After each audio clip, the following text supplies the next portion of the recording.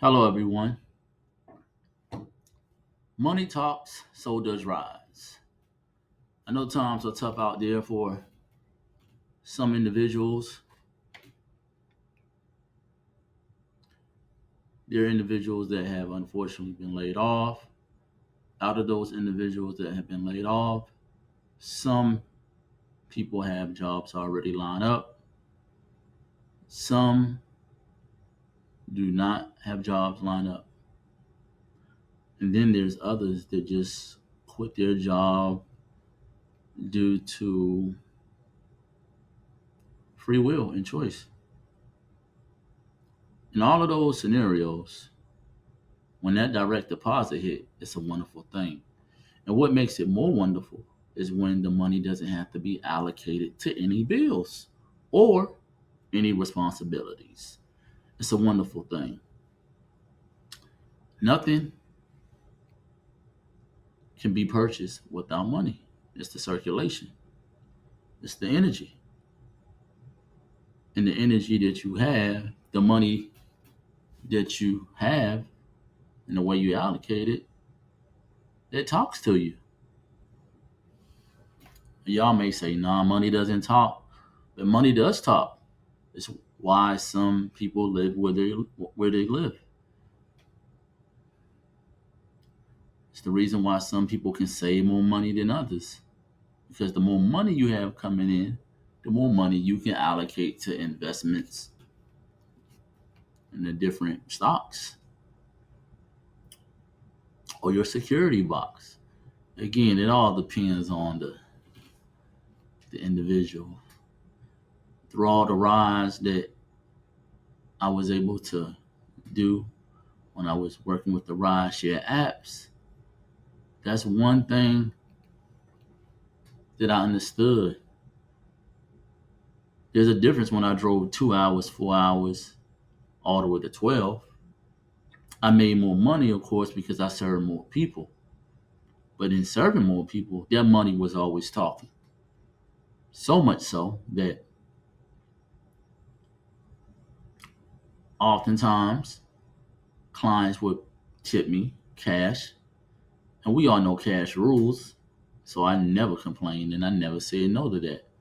Then there were times where I was taking a client to where they would need to go. And they would say, hey, Charles, could you stop the 7-Eleven for me? Could you stop the QT for me? I even had one ask, could you stop the Walmart for me?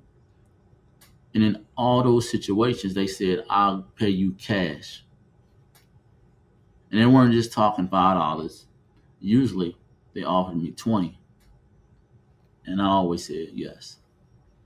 Because money talks. But I was also serving them too, helping them. Excuse me.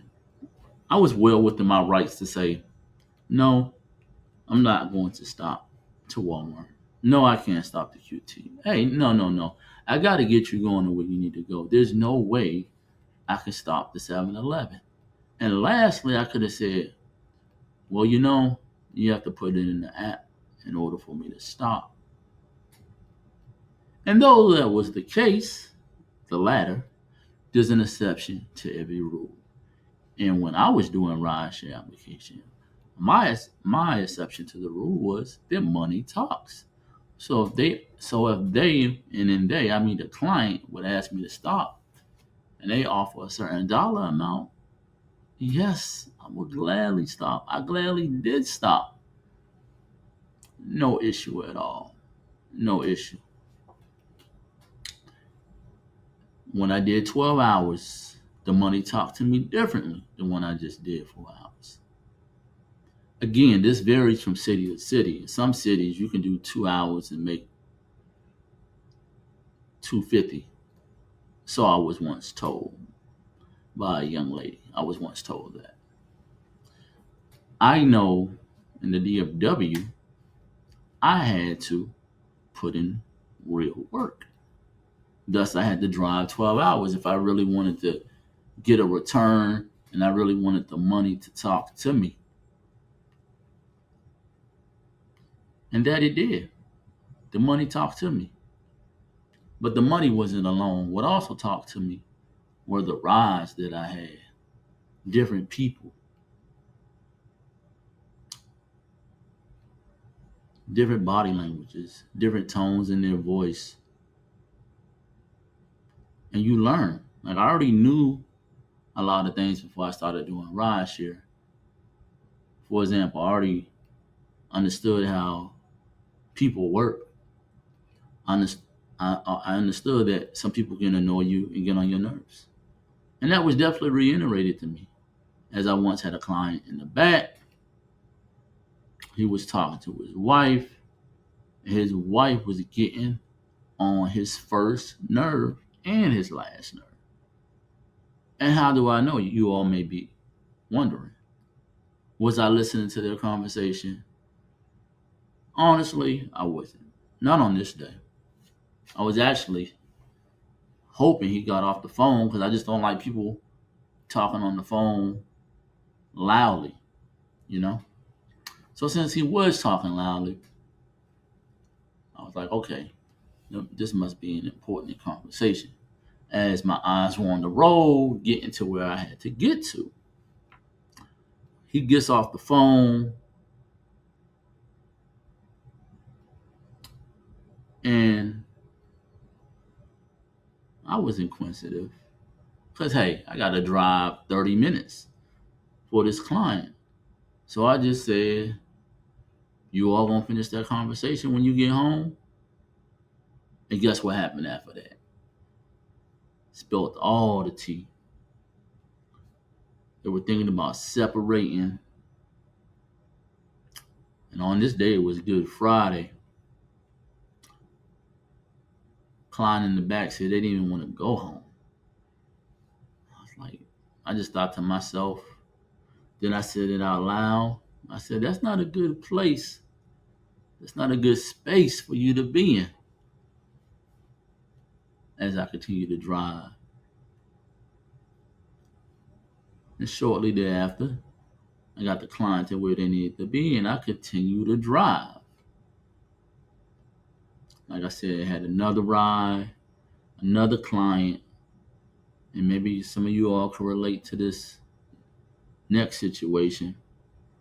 A client, you go out of town to see family, and one would think when you're going to see family, you're going to have a blast. It's going to be a stress-free situation. You may stay with a family member, your parents, your cousin, your uncle, your auntie. You think it's going to be smooth sailings. But like with my client, she had that same thought. She went back home because it was a family graduation, so she was going to do what all grandmothers do, right? So she hops on the plane and goes back home, which was Ohio. Come to find out, I learned that she did a lot of cooking. Most grandmothers love to cook. The thing is, though, she didn't have an issue with cooking. She had an issue with the fact they did not help to wash them damn dishes. And anyone that knows families that like to eat, and grandmothers that like to cook, it's gonna be a lot of dishes. And to her, that was just rude. That was disrespectful. And how did I find this out? Because she had an outburst. She had an outburst. She just screamed like at the top of her lungs. If I wasn't on the highway, I was on 635. If I wasn't on the highway driving, I probably would have, eased up. But she knew she was going through something, as in that moment, I knew she was going through something because she apologized. And she even said, I will not be going home to Ohio for a long, long time. I also learned that she was a nurse. And I told her when she explained to me what happened, I was like, that's wild. That's crazy that they were so unappreciative.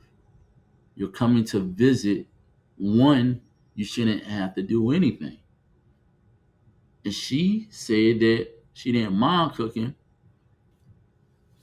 but they just seem ungrateful and unappreciative. I couldn't even imagine that. And she even stated that she not gonna stay with them. She said in the future she just gonna get a hotel. And I understand. Not because I'm a grandfather, because I'm not a grandfather. But I understand from the standpoint where you want your own space. You want your own space. When the money talks, that even iterates that you want your own space, aka a vacation, aka I'm not working tomorrow, aka I'm feeling good. So anyone that does ride share, you all know what I'm talking about, as well as those that does not partake in ride share. I'm sure you all know. I'm sure you all work hard. You all are hard-working men and women out there, and that the money talks to you. And if you don't do ride share, but you take family members around, and if you charge them for gas or you got to take them somewhere, you charge them. Because nothing is free in this world. And they pay you, and when that cash hits your hand or that cash app chimes to your phone, it's a good feeling because the rides that you give family members are talks to you just like the money does. Yeah, that's all for today. I just wanted to bring you all this video. You all have a good one, and I'll talk to you all later. Peace.